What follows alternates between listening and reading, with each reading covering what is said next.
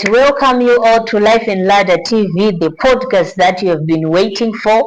My name is Master Coach Pamela Nyikadzino, and I have a very important guest in the house that he is going to share something that is insightful and something that is very, very helpful. So welcome, Master Coach Talent in the house. Thank you. Thank you very much.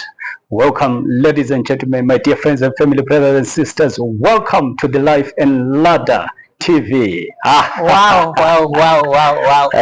So we welcome you all. Auntie, yes. You are hearing my coach is very energetic, very energetic. So yes. Here we are with the podcast that you have been waiting for, where we are going to share real life stories. Yes. Real life stories. You know, nowadays a lot of people are facing many challenges on climbing their ladders. Yes. So sometimes they have learned the skills at colleges, they've learned from high schools, they've learned from even the parents, they've left something behind for them, but they do not know the practical and the reality of what they are going to face.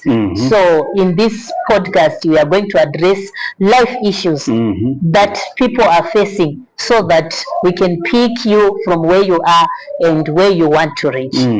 So right here we have got an interesting topic with Master Coach Talent. He said you want to tell us about everyone has a story. It might be hidden, it might be not seen, but what we know is everyone has a story. Yes. So Coach, welcome. Yes. And I believe God have sent something with you. Yes. So here you are, you can meet our audience. Thank you very much. So the greatest privilege you have been given in life is that you were born and you are still alive. Okay. So as long as you are alive, you know that you have a story. Okay. As long as you are alive, you have a story. Okay. So life is measured by how you live during those years. It is not actually measured by how long you live, but it is measured by how you live during those years. Okay. So you then realize that there are people who die at 25 and you remember them for good. The world still speaks of Alexander the Great right now. Okay. So, but there are people who die at 70 and you forget them for good. Okay. So, which means this person who died at 25, they made impact. They made sure that their name is known in the world, in the global space. Okay. And the world still speaks of this person. Okay. So everyone has a story. Now, what we need to understand is that we were created by God to solve the problems of this world. Okay. But how do you reach a point where you discover the reason of your existence, where you discover your purpose, where you discover even your potential? So there must be something that you really understand before you get to that level. Okay. Right? God said to Jeremiah, I knew you before you were born. Yes. Which means before Jeremiah was born, God had already given him the reason for his existence. Okay. His duty was to use whatever he had to unlock his life purpose. Okay. So everyone has a story. Everyone has to leave an impact before they die. But the question is, how do you do that? Yes. So this is what I'm going to share today, to say, how do you trace your story and you use it to benefit the world? Okay. How do you use your story to solve the solutions of the world?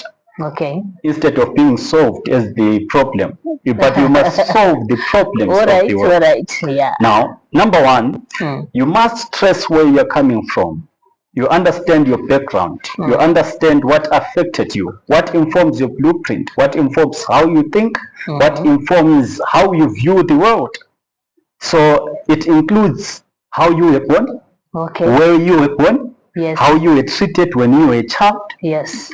So all those things inform how you will see life and how you decide on very important issues of life. Okay. So if you are not careful, there are some of the life experiences that happened. If you don't overcome them, they will destroy you. Okay. So you must be able to sit down and say, how best do I capitalize on the advantages of what people call disadvantages that I have? Then I turn them into advantages as I grow. Because I can't really remove what happened. I can't really do away with what happened. But the truth is, I can turn whatever happened to me into a great thing that can transform my own life and also transform other people's lives. So I read a book. This person was explaining how these people got divorced.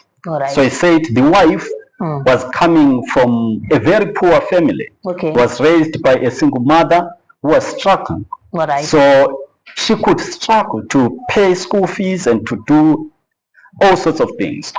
On the other hand, the guy grew up from a very rich family where you would get a car, you would drive to go to school and all that. So when they got married, they made a mistake of not evaluating their background. They could have turned their stories into something sweet that was going to help their child. But they failed to do so up until they divorced, because they failed to look deep into their background. Now, this is what happened. As they continued, the wife didn't want to have a child.